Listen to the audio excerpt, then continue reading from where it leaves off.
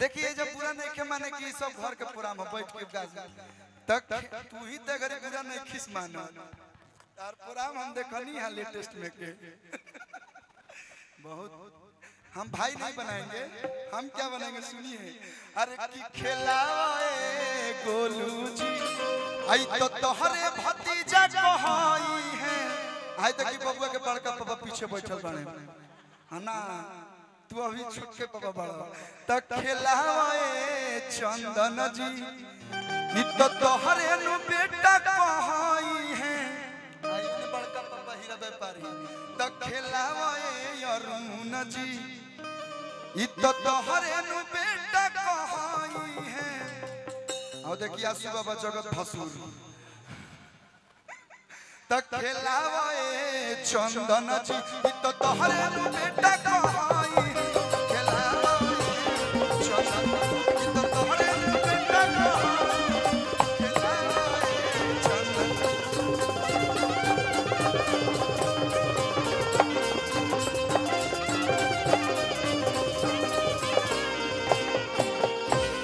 झुमारी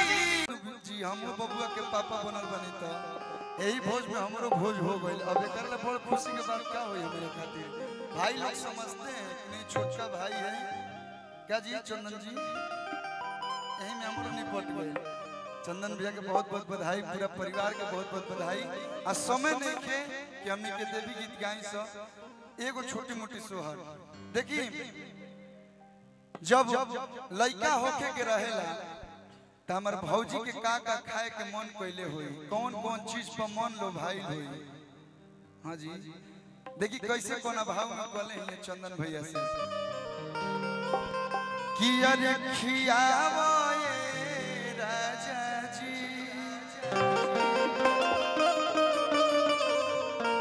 आवे बचपन के साथ आओ आप लोग आ जाइए अच्छा नहीं लगता है कि हम अकेले गए अरे की खियावे राजा जी कि पहिला महीना जब चढ़ले पहला महीना में का होला हाँ देखिए एक्सपीरियंस बोलता है अरे पहिला महीना जब चढ़ले अरे उल्टी हमारो भइले कि दूसरा महीना जब चढ़ले अरे मोर देह के दर्द बढ़ गइले अरे की देखावे राजा जी देखावे राजा जी अरे बाबे होइला होई है जया राजा जी आ तबे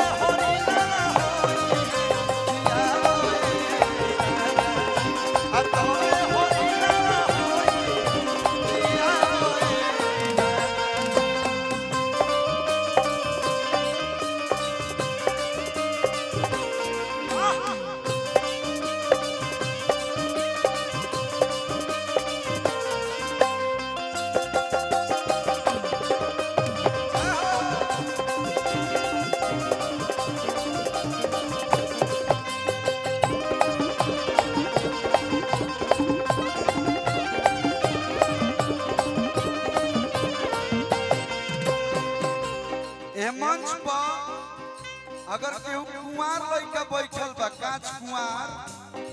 ए हेलो ए मंच पर केहू अगर कांच कुंवार लइका बैठल बा नहीं तो हयो भाई अच्छा हां तू बड़ा यो भाई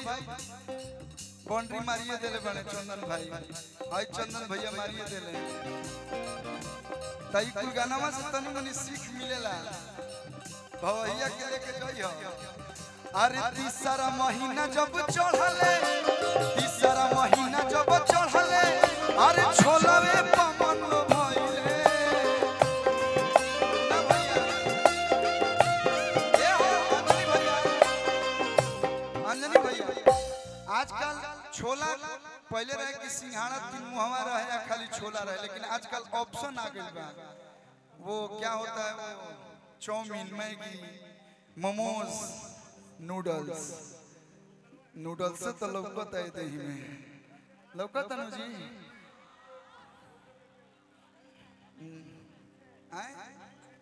मंचूरियन आई देखा है नहीं लड़का चिली पनीर बनैले बड़ा से खाना लो दुआरी के लड़का बड़ा बढ़िया ड्राई चिली पनीर बनावे लो से अरे तीसरा महीना जब चढ़ले अरे हई चौमिना में पमनावा लो भइले चौथा महीना जब चढ़ले मन मिठाई पमरलु भइले अरे की खियावे राजा जी भैया तो खियावे राजा जी खाना खेब तो न तलर चुना हरिलावा होई है खियावे राजा जी अरे तबे हरिलावा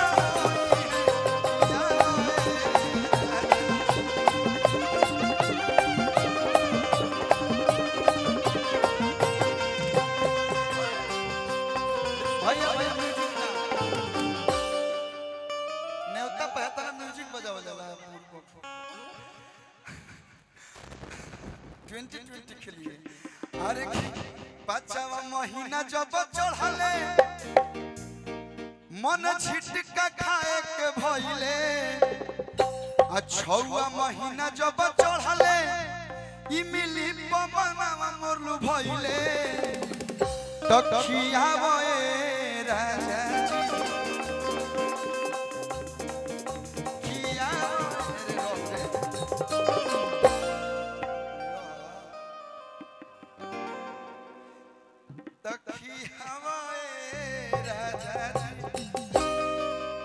तबे हरिलावा होई है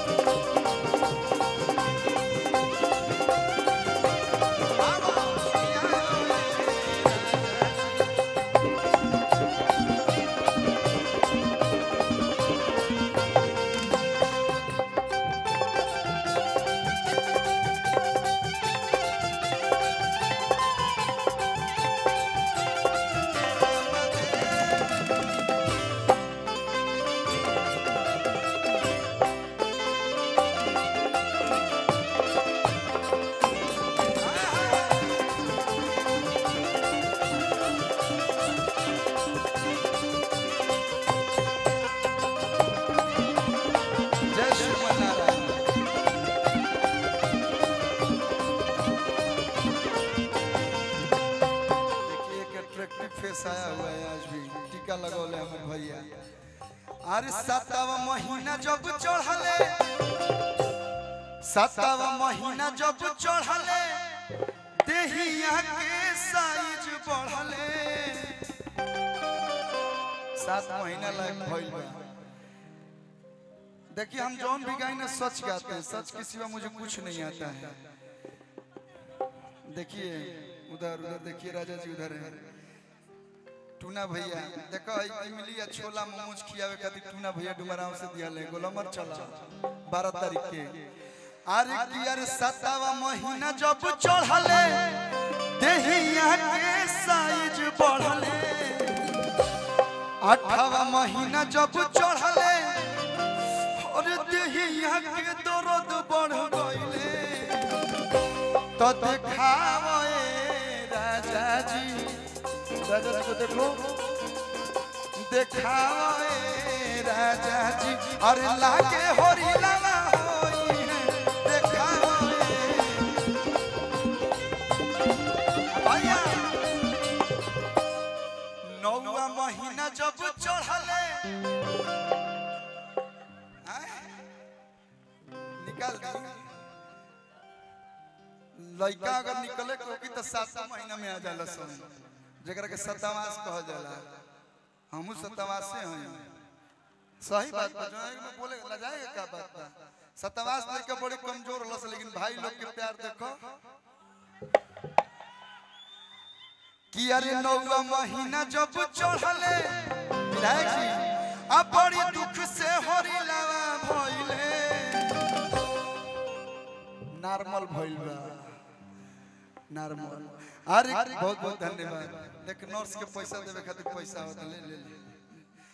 गुड्डू राय भैया की तरफ से बहुत सारा प्यारा आशीर्वाद कि 9वां महीना जब चढ़ले तब बड़ी दुख से होरी लावा भइले त खेलावे गोलू जी आ बाबूनी ए बबुआ के माई हट हट बबुआ के माई लइका हो गइल बच्चो सौरी में 12 दिन ना निकल जो खेलावे गोलू जी अंजलि भैया देखिए जब पूरा नहीं के माने कि सब घर के पूरा में बैठ के गाज तक तू ही ते घरे पूरा नहीं